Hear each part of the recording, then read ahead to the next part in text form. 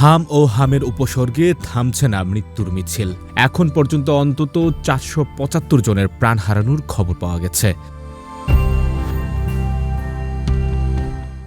আর এই ঘটনায় কেন তদন্ত কমিশন গঠন করা হবে না তা জানতে চেয়ে রোল জারি করেছেন হাইকোর্ট। পাশাপাশি হামের কারণে মারা যাওয়া প্রতিটি শিশুর পরিবারকে কেন পর্যাপ্ত ক্ষতিপূরণ দেওয়া হবে না তাও জানতে চাওয়া হয়েছে।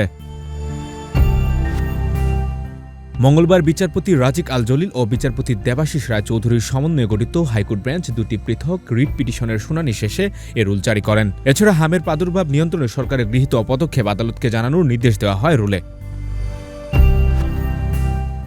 এ বিষয়ে অ্যাটর্নি জেনারেল রুহুল কুদ্দুস কাজল বলেন, আদালতের নির্দেশনাগুলো হাম নিয়ন্ত্রণে সরকারের চলমান পদক্ষেপের পরিপূরক।